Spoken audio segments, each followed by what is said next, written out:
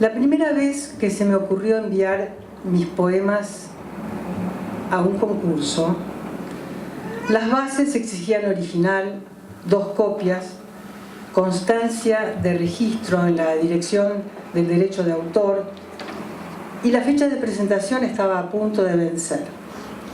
Yo tenía un solo original, laboriosamente tecleado a 2 dedos, lleno de tachaduras y enmiendas, y ninguna confianza en mi habilidad para lograr uno más decente.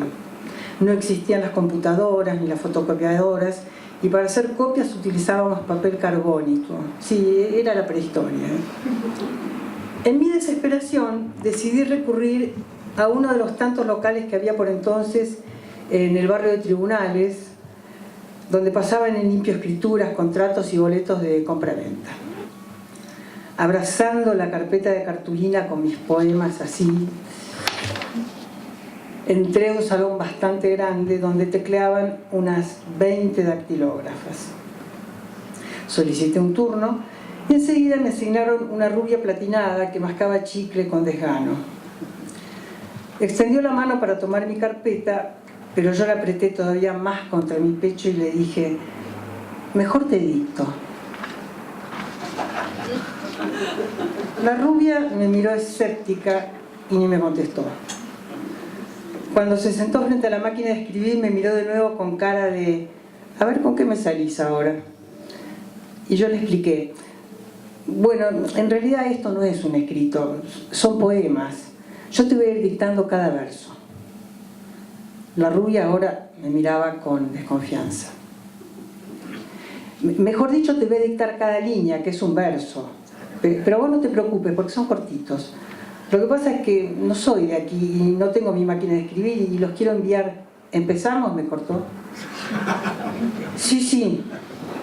Y le dicté: materia viva. Esto va todo con mayúsculas. Me miró como si le hubiera insultado. ¿Qué? Materia viva, y va todo con mayúsculas porque es el título. Lo escribió con expresión impenetrable, mirando al frente como si estuviera en penitencia. Bueno, ahora en otra página va el primer poema. Te voy dictando cada verso porque van separados, cada uno en un renglón. Le volví a explicar. Cambió la hoja sin mirarme y se quedó esperando con cara de ofendida. Yo empecé. Mayúscula en la primera letra nada más. Nacer al desconcierto. Lo tecleó en un segundo y esperó. Y abajo en otro renglón, movió a la palanca de la máquina, el papel subió y a la sombra, coma. Tecleó y esperó con cara de infinita paciencia. Y abajo, sin conocer aún, tecleó las pequeñas espadas. Siguió tecleando con cara de: me estás tomando el pelo. Que acosan. Tecleó con ímpetu. Contra una pared. Punto. Y ahora en otra hoja, ser el húmedo centro, coma. ¿En otra? Sí. ¿Y todo esto en blanco? Sí, lo que pasa es que son haikus. ¿Qué? Poemas muy cortitos. En el renglón de abajo va la atracción y el rechazo. Y así seguimos. Después del quinto poema dejó de teclear, me miró de arriba abajo y con infinito desprecio dijo: no le veo la gracia. Debo confesar que el jurado del concurso tampoco le vio la gracia. Pero Enrique Pesoni, asesor de una editorial importante, sí. Un mes después me citó para darme su veredicto. Tus poemas son buenos, condensados, como los haikus, pero no se quedan en la imagen, tienen como una tensión.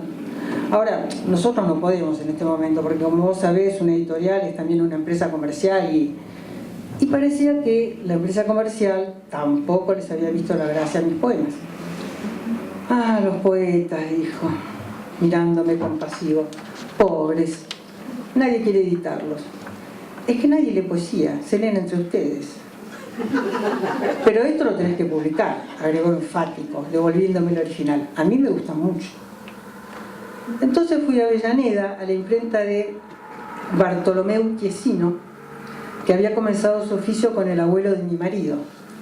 Chiesino imprimía los libros de prácticamente todas las editoriales grandes de Buenos Aires y me recibió en un escritorio tapado de papeles y rodeado de una estantería llena de libros y fotos dedicadas.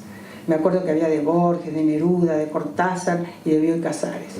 También de Rafael Alberti y otros escritores españoles que se exiliaron en Buenos Aires durante la Guerra Civil.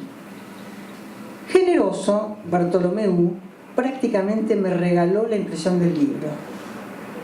También me convenció de hacer una tirada grande. Como editaba para editoriales importantes y escritores famosos, no concebía imprimir 300 o 500 ejemplares de un libro, por más que fueran poemas y la autora una desconocida. Era un optimista nato y yo una ingenua total. El libro quedó precioso, blanco, iniciático, y Enrique escribió un prólogo bellísimo a esos poemas y los presentó. La primera persona que llegó a la presentación fue un desconocido que me saludó, compró el libro y fue el último en irse sospechosamente alegre. Fue uno de los pocos libros que vendí. Además de ese personaje, que vendría a ser de algo así como el soldado desconocido de las letras, tuve una visita ilustre. Íbamos por la lectura del cuarto poema cuando sonó el timbre del portero eléctrico. ¿Quién es? Borges, contestaron del otro lado. Emocionado, mi cónyuge se aprestó a recibirlo cuando unos golpes en la puerta y la voz de un gallego anunciándose Borges con el hielo lo ubicaron rápidamente en la realidad. Aunque parafraseando al maestro, ¿qué realidad? Por otra parte, a mí nadie me podrá negar que Borges quiso estar, apelativamente al menos, en la presentación de mi primer libro.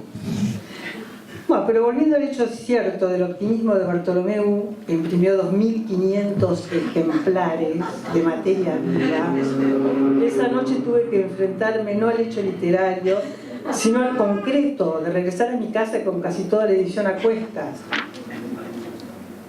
Cuando Rimbaud escribió Un séjour en enfer, además de genial, fue astuto. Retiró a cuenta unos pocos libros que regaló a sus amigos. Después se fumó y lo clavó al editor con el resto. Pero yo, que obviamente no soy Rimbaud, quedé como paralizada ante el volumen de mi creación. Providencialmente apareció mi hermana con un altillo más providencial todavía. En ese momento descubrí que antes de asumirse como poeta hay que disponer de un altillo. Tengan en cuenta. Ahí fueron a parar los libros. Yo contenta, olvidaba. Un par de años después mi hermana me dice: che, a tu libro se lo están comiendo las ratas. Al día siguiente me encaramé al altillo para comprobar in situ el feliz y ecológico desenlace. Chasco. Las ratas ignoraron descaradamente las páginas blancas iniciáticas y en cambio mordisquearon a conciencia las tapas. Bueno, regalé el libro a cuanta persona se me cruzó y lo envié a todas las bibliotecas del país y del mundo. Gasté una fortuna en correo. Inútil. Los paquetes de libros me siguieron acompañando en todas mis mudanzas, 2 en Buenos Aires y 4 en Bariloche. Pasaron los años y 1000 desengaños, como dice el tango. Los libros disminuyeron algo, no se crean que mucho. Supongo que algunos se habrán perdido o todavía estarán en la bolera de alguien. Finalmente se me ocurrió, llevaría los que me quedaban a una recicladora. Me fijé en la guía, había una en el Miereco. El papel madera de algunos paquetes estaba destruido. Pasé esos libros a 2 valijas de cuero que conservaba por nostalgia. Mientras las arrastraba hasta el auto me acordé del día de la presentación, de mi marido recibiendo a un improbable Borges gallego, del soldado desconocido de las letras, de mis amigos. Antes de cerrar el baúl abrí una de las valijas y saqué un ejemplar para quedármelo de recuerdo. Ahí mismo al lado del auto lo abrí en cualquier página y me leí. Ignorar la señal, el grito, el refugio de unos signos conocidos. Presenciar la muerte de unos peces en el mar. Lo cerré. Lo último que quería sentir era eso que estaba sintiendo. No, ni un poquito de pena. Es la última vez que los cargo, pensaba. Además, no tenía idea cuánto, pero algo me iban a pagar. La recicladora era un galpón. Al llegar fui directo a un muchacho que estaba maniobrando una balanza con unos fardos de diarios y le dije que traía papel para vender. ¿Qué papel es, señora? ¿Cartón, diario? Son libros. ¿Libros? Sí, cuando llamé por teléfono me dijeron que aceptaba libros y tenía mucho papel en blanco y estos tienen, mire. Y le mostré las páginas casi desnudas de materia viva. Bueno, me dijo con una sonrisa de oreja a oreja, pero nosotros no pagamos, únicamente canjeamos. Dudé, más sí, que me dieran lo que quisieran. Cuando el muchacho levantó una de las valijas se le fue la sonrisa. Pesa, resopló.